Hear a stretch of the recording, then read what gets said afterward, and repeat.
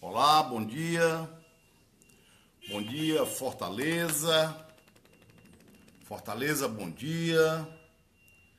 Bom dia, Ceará. Ceará, bom dia. Brasil, bom dia.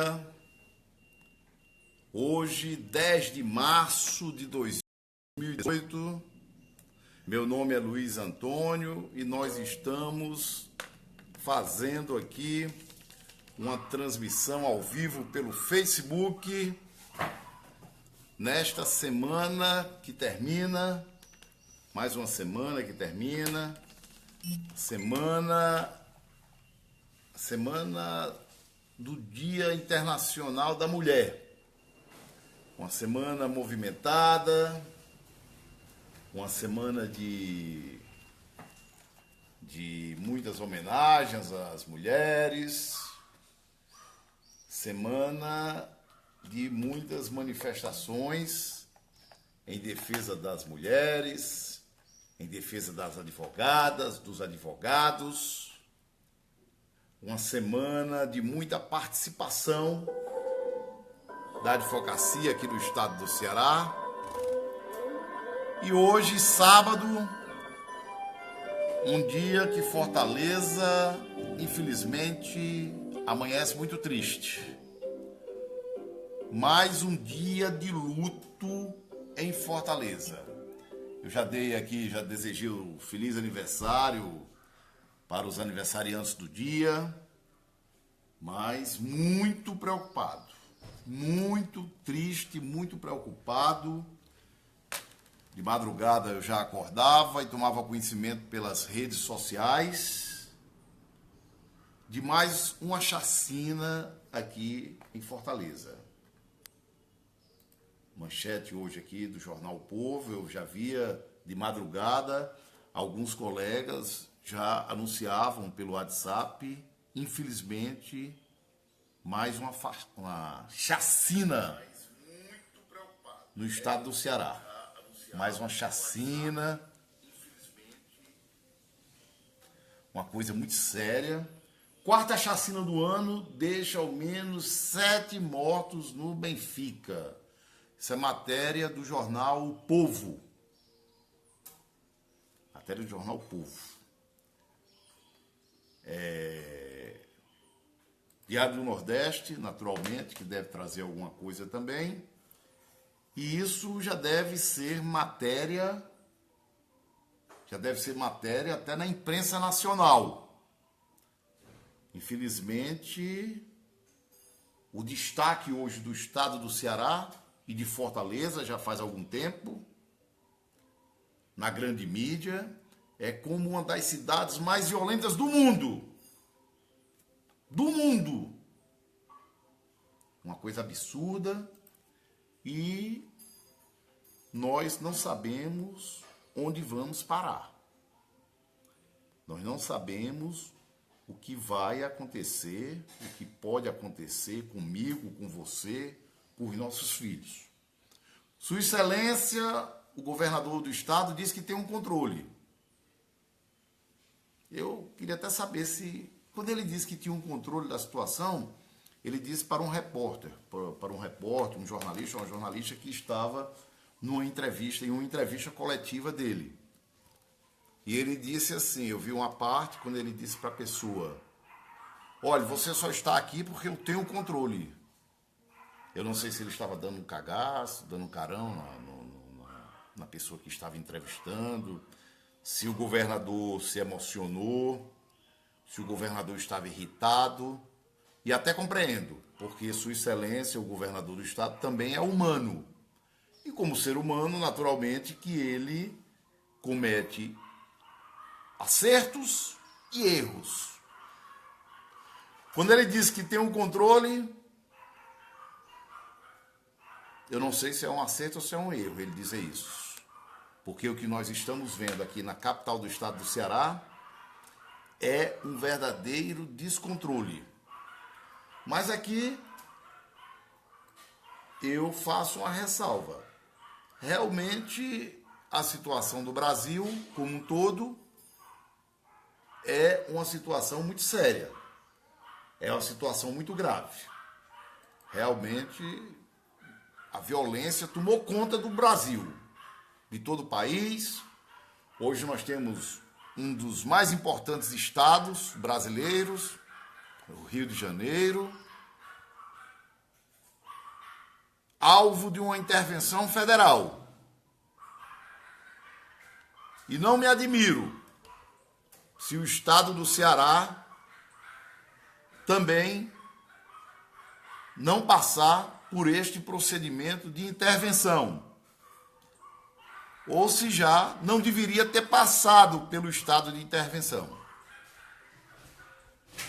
Uma coisa lamentável o que está acontecendo na nossa capital, uma coisa lamentável o que está acontecendo no estado do Ceará, e diz respeito diretamente a você, que nos assiste neste momento ao vivo, ou que nos assiste através de uma reprise, onde este vídeo ficará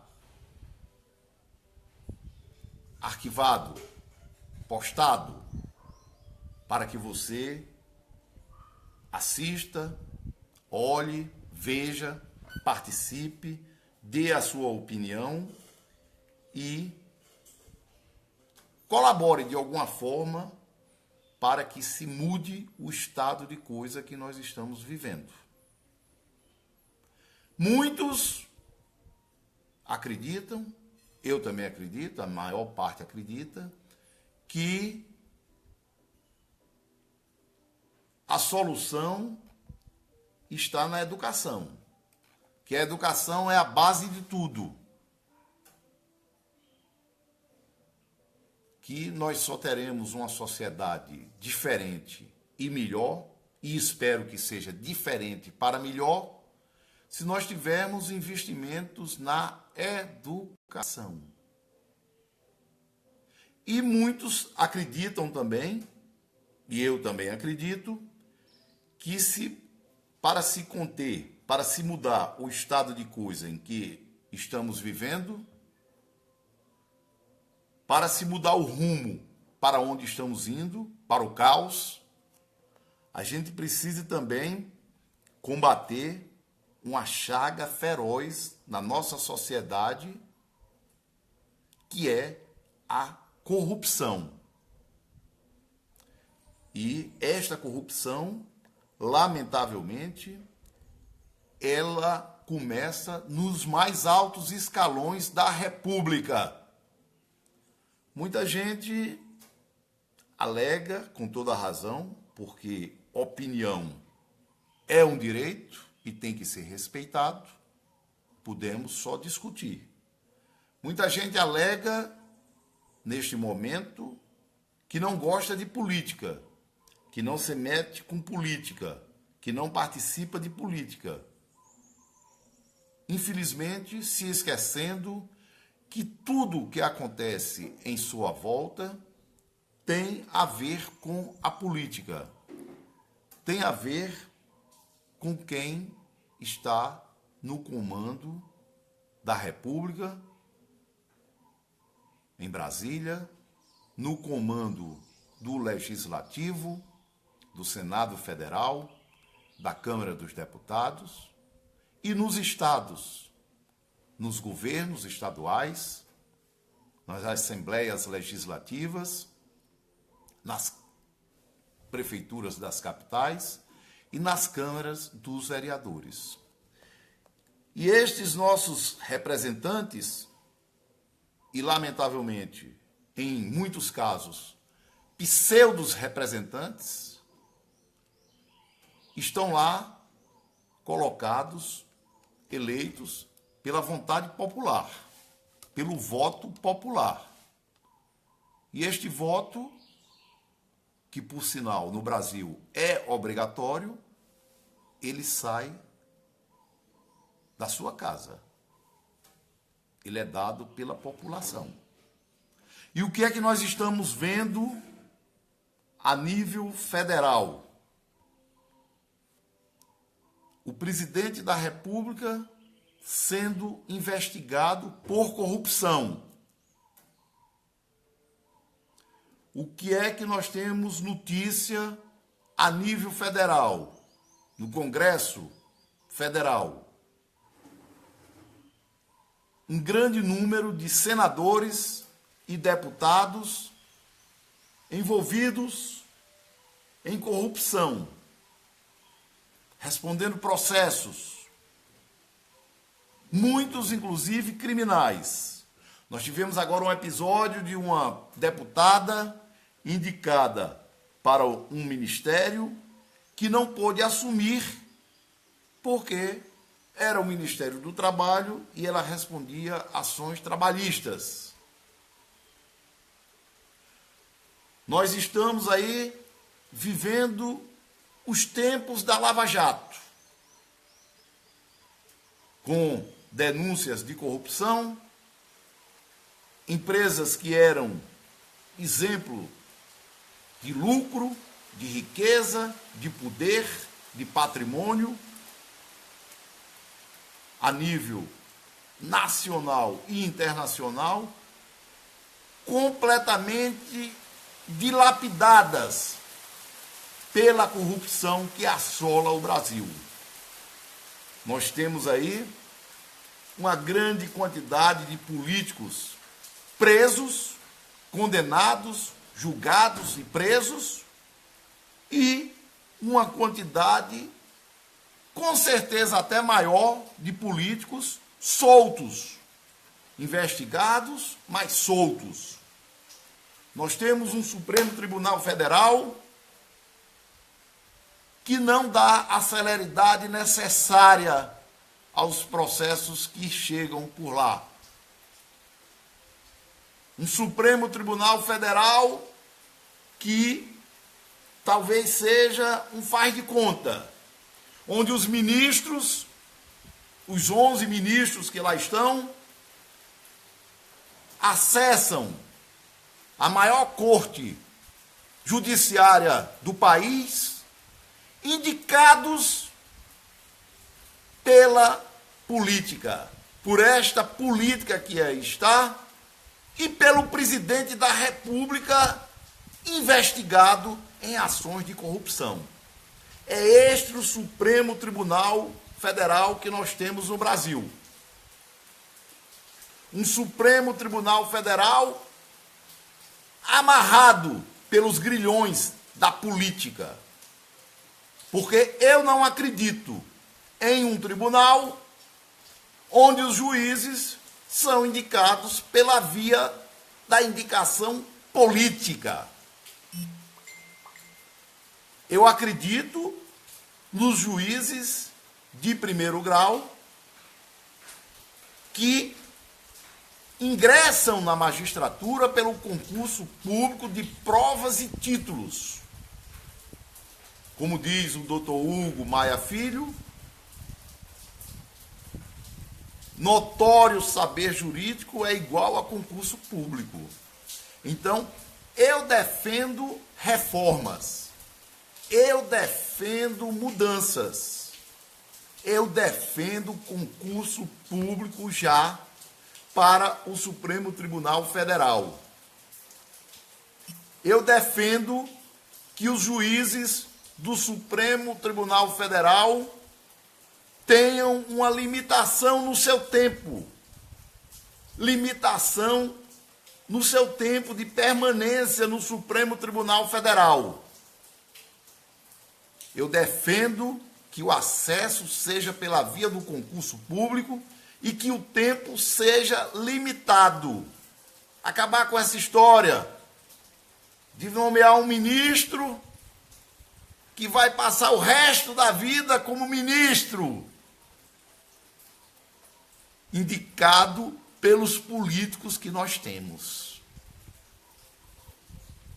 Isso tem que mudar. O exemplo tem que partir de cima. Um juiz de primeiro grau estuda e passa no concurso de provas e títulos para começar, muitas vezes, em uma comarca do interior do estado, sem estrutura nenhuma para trabalhar. Principalmente aqui no estado do Ceará, onde nós temos uma das piores justiças do Brasil. E um ministro do Supremo que muitas vezes não passou em concurso nenhum para juiz, nem promotor ou defensor, esta nobre carreira, mas é levado à maior corte do país, em Brasília, nesta ilha da fantasia, pelos braços da presidência da República, com uma sabatina de Araque lá no Senado Federal, uma sabatina de mentira, para ser ministro do Supremo Tribunal Federal e ficar lá com toda a mordomia possível, assistindo de camarote a corrupção cantar de galo no Brasil. E deixarem que a maioria dos processos fiquem engavetados por lá, assistindo a prescrição tomar conta. Vejam o exemplo do ex-deputado, ex-governador Paulo Maluf, que só foi preso agora, no final da vida, de bengala, sem poder nem se locomover. Então, é a corrupção dominando o Brasil. Isso em Brasília. Aí você vem para os estados. E o que é que nós vemos nos estados? Obras sem sentido. Obras de Copa do Mundo. Aquários, tatuzões, obras bilionárias enterradas, destruídas pelas ondas do mar, como é o caso aqui do aquário, onde bilhões e bilhões do povo é embolsado.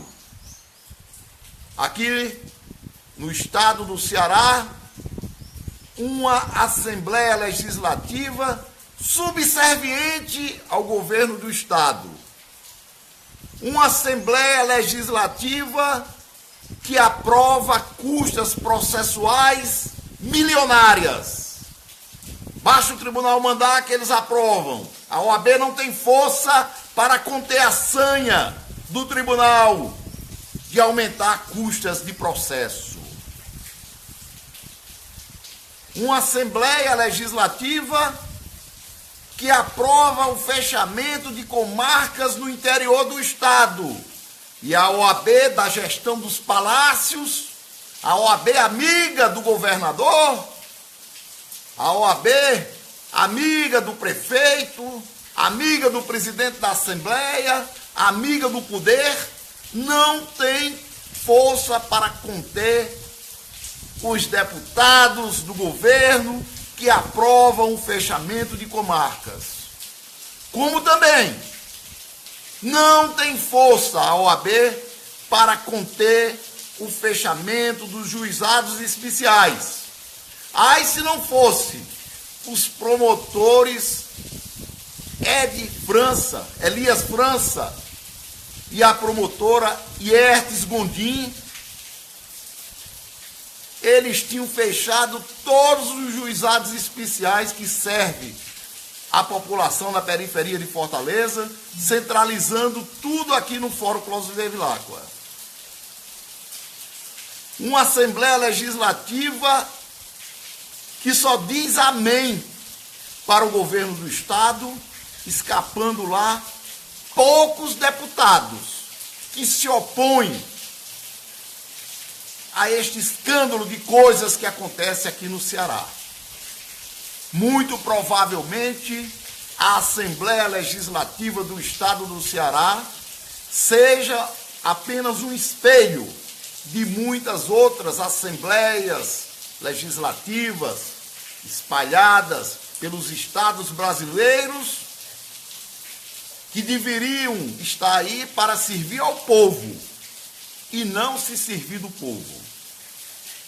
Temos também deputados estaduais e senadores, deputados federais, melhor dizendo, me perdoe, corrigindo, deputados federais e senadores que vivem com honrosas exceções, alguns que têm inclusive programas em Fortaleza, que ainda falam pelo povo, mas a maior parte isolada em Brasília, naquela ilha da fantasia.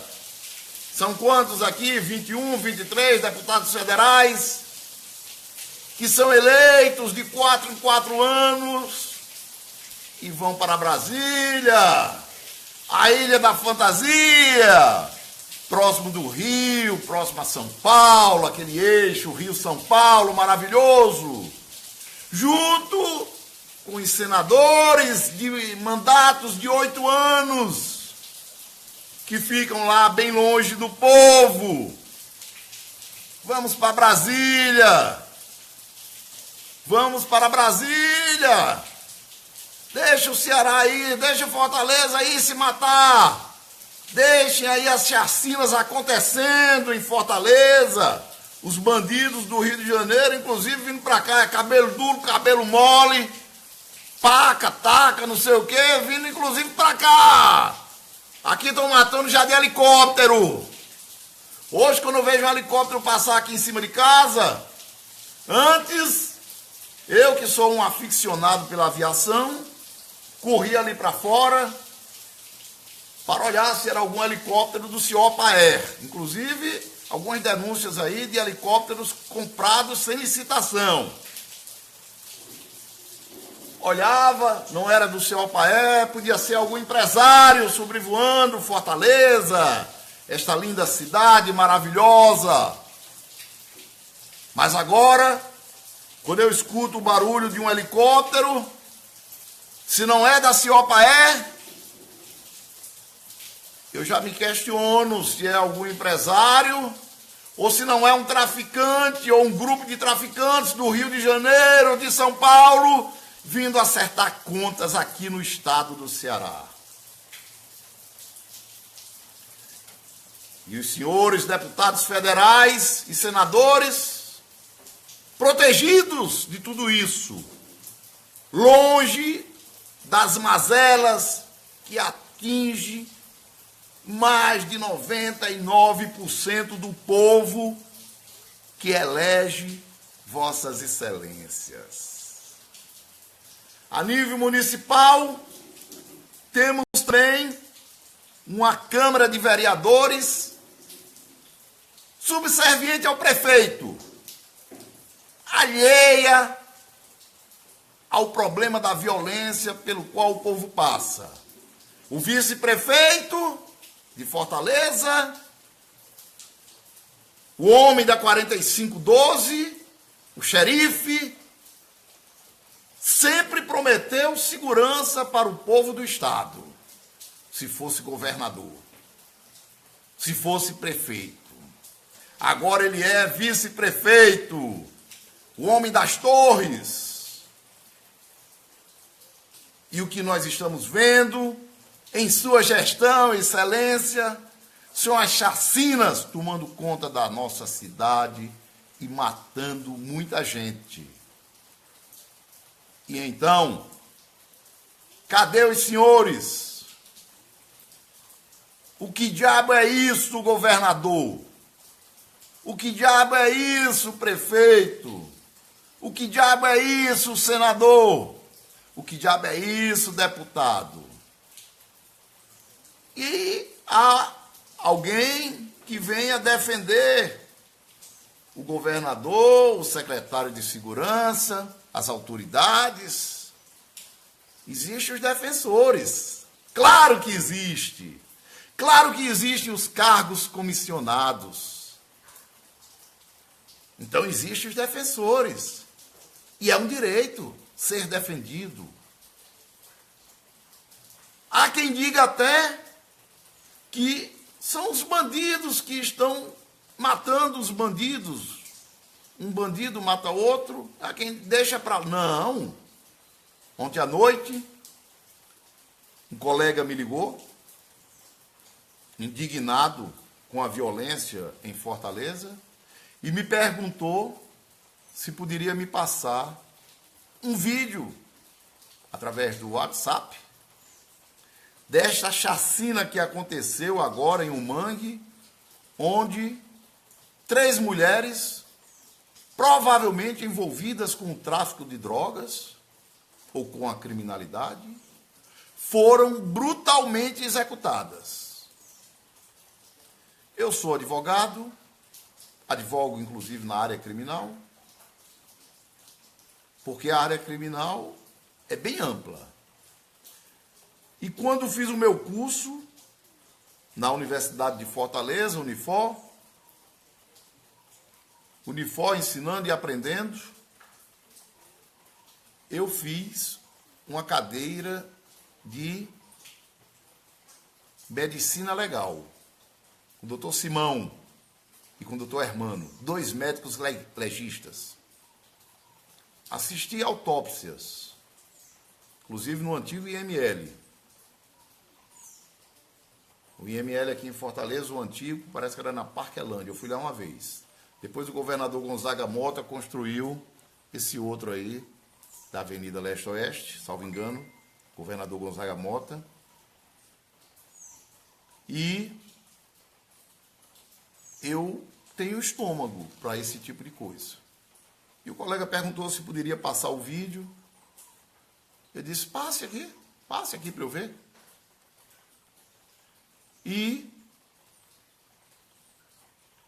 eu fui assistir, em parte, o vídeo que ele me mandou. Meus amigos, doutor Mardônio, Pérola Negra, doutora Neude, amigos, Frederico Cortez, amigos que me assistem aqui, doutora Mariádia, doutor Marcos Duarte, doutor Emílio, doutor Cândido, doutor Carlos Éden, meus amigos do Facebook, advogados, advogadas, doutor Cândido Albuquerque, inclusive, escreve sempre sobre segurança pública, tem uma coluna semanal, salvo engano, dias de quarta-feira, no Jornal O Povo. Meus parabéns, professor Cândido. Doutor Cândido é diretor da Faculdade de Direito da Universidade Federal do Ceará. E eu comecei a ver o vídeo e vou relatar aqui para vocês parte do que eu vi. Porque eu não tive estômago de assistir o vídeo todo. Provavelmente, o menor, ele esquarteja uma das suas vítimas, ou talvez as 3, eu assisti só uma parte de um. Ele corta o antebraço aqui, com facão, ele corta, ele bate várias vezes, daquela forma como um açougueiro corta um osso no balcão de um frigorífico.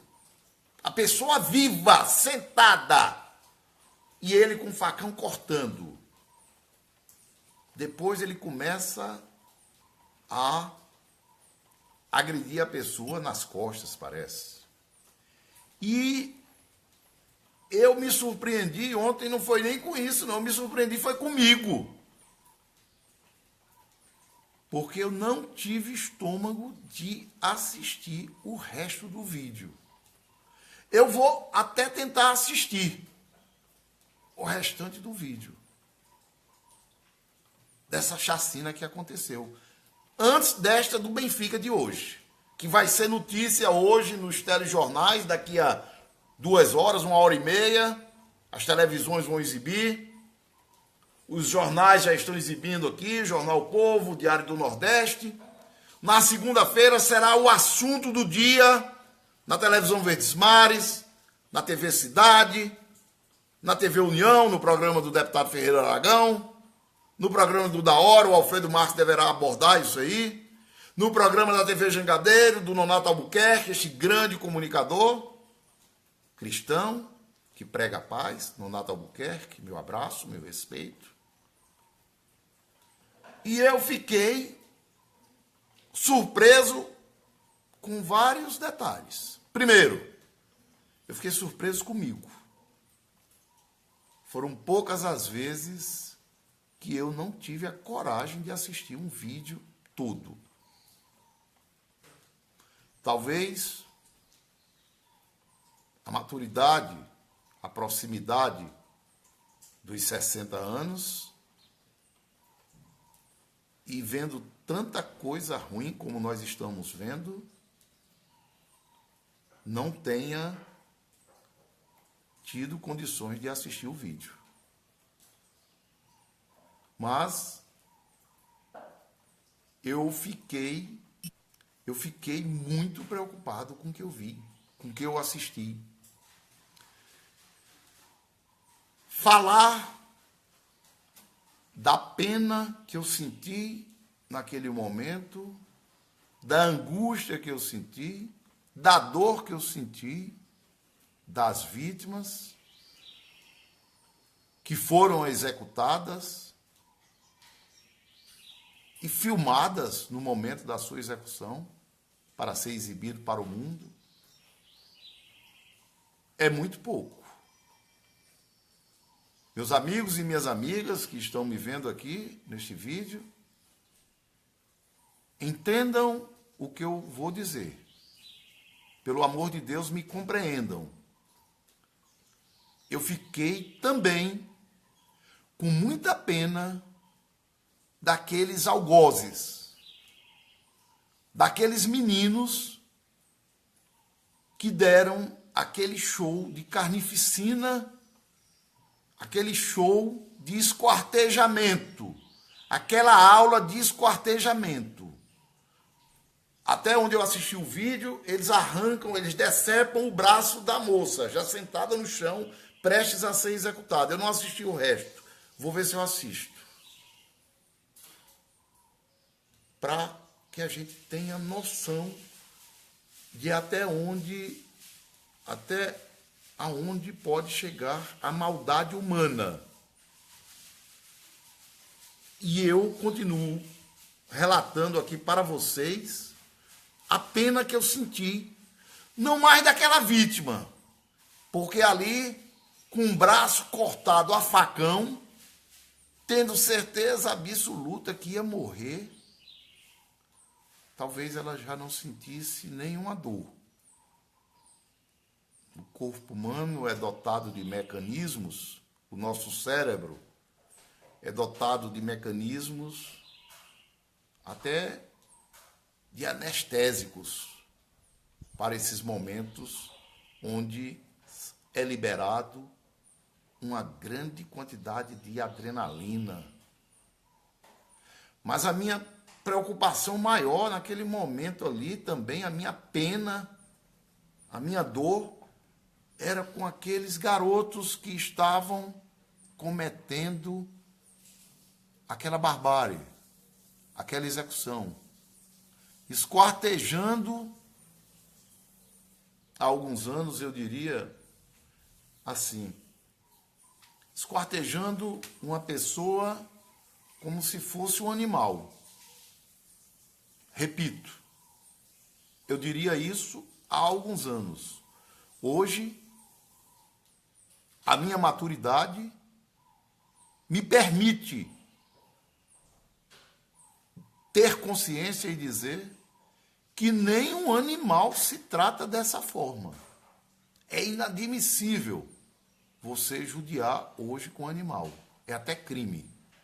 A lei dos crimes ambientais, 9.606, salvo engano, é até crime você cometer qualquer ato grosseiro de agressão a um animal. Mas vamos supor que não fosse crime.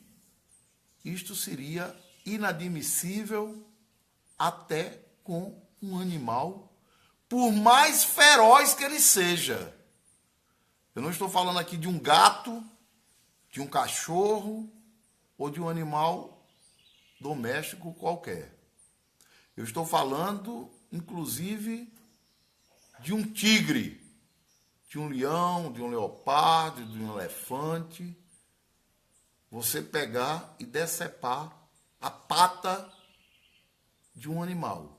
você torturar, você cortar a pata de um animal a sangue frio, imagine de um ser humano, de um semelhante seu. E isto está documentado no vídeo. Isso antes da execução. Daí a minha dor, a minha pena, a minha preocupação com os garotos que fizeram isso. Olha que eu já fui garoto.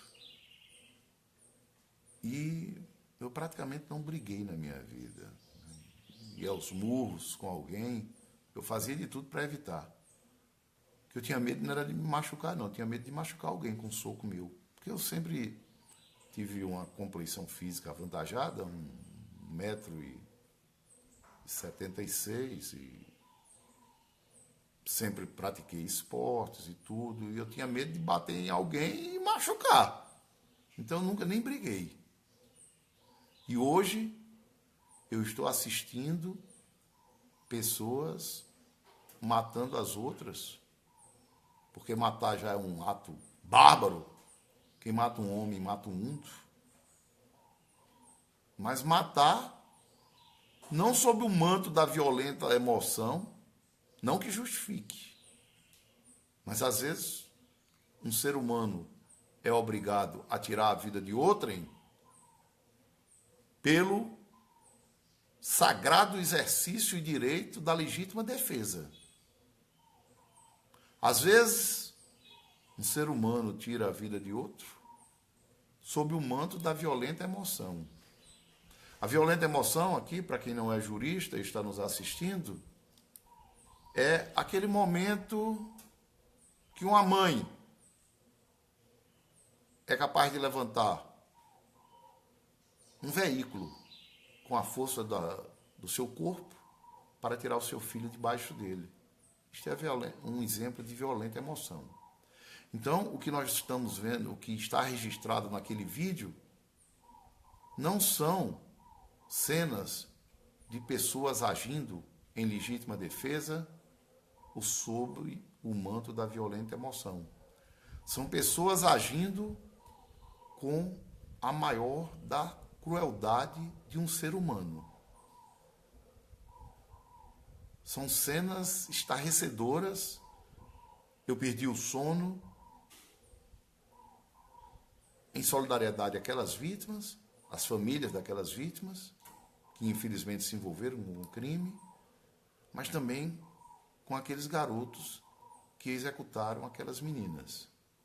E nesse momento, doutores, doutoras, senhor governador, senhor secretário de segurança, senhor prefeito, senhor vice-prefeito, meus colegas advogados, minhas colegas advogadas, o presidente da minha instituição, Ordem dos Advogados do Brasil, eu questiono que mundo é esse que nós estamos vivendo. Nesse momento, excelências, senhor presidente da República, senhores senadores, senhores deputados federais, deputados estaduais, senhores vereadores envolvidos agora com a segurança pública das suas cidades, eu me questiono que educação esses meninos tiveram,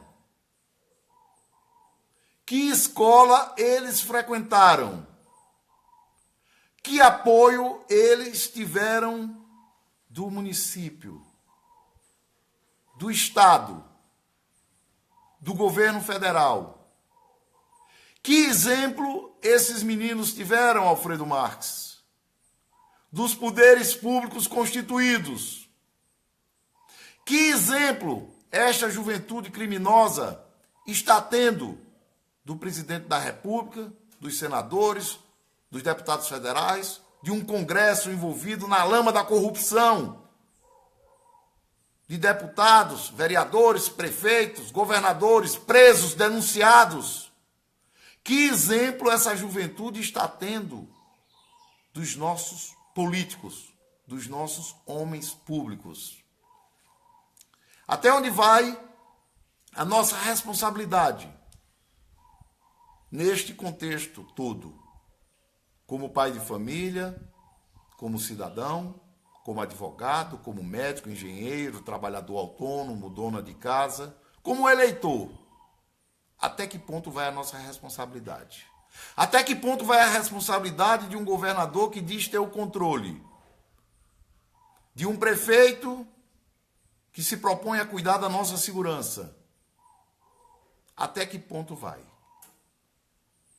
E para onde estamos caminhando? Fortaleza, agora, palco de chacinas. É a chacina do Gago, agora a chacina do Benfica, e só Deus sabe quantas chacinas virão daqui para frente. Até que ponto as autoridades públicas continuarão tendo o direito de investir os recursos do povo com obras faraônicas, obras denunciadas por corrupção, obras denunciadas porque fizeram empréstimos internacionais sem a anuência, sem a autorização do Senado Federal, obras faraônicas que ficam aí enganando o povo, interditando avenidas, enganando, dificultando o trânsito, enganando as pessoas. Até que ponto nós seremos obrigados a conviver com desvio de finalidade? Até que ponto nós vamos engolir as autoridades vindo para a televisão, para os jornais, enganar o povo, dizer que está tudo bem? E nós sabemos que existem carências no número de policiais, carência em viaturas que às vezes são compradas a preços astronômicos, mas que não atendem às necessidades do policiamento do nosso Estado? Até que ponto governadores serão eleitos e reeleitos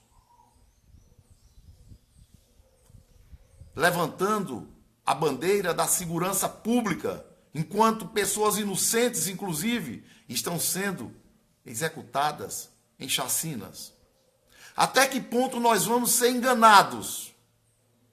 Até que ponto nós vamos deixar ser enganados? Eu estou triste, muito triste, preocupado com a minha família, com a sua família, com os meus amigos, com as pessoas da minha rua, com as pessoas do meu bairro, da minha cidade, do meu estado. Eu estou preocupado com as crianças que estão nascendo, que não estão encontrando o apoio necessário, a escola, a família, a escola, a educação, a mão do Estado, para dar-lhes uma educação e um caminho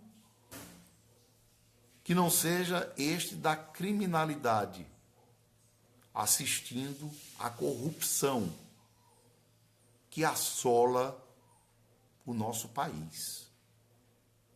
Eu estou muito triste. Eu estou buscando soluções, alternativas.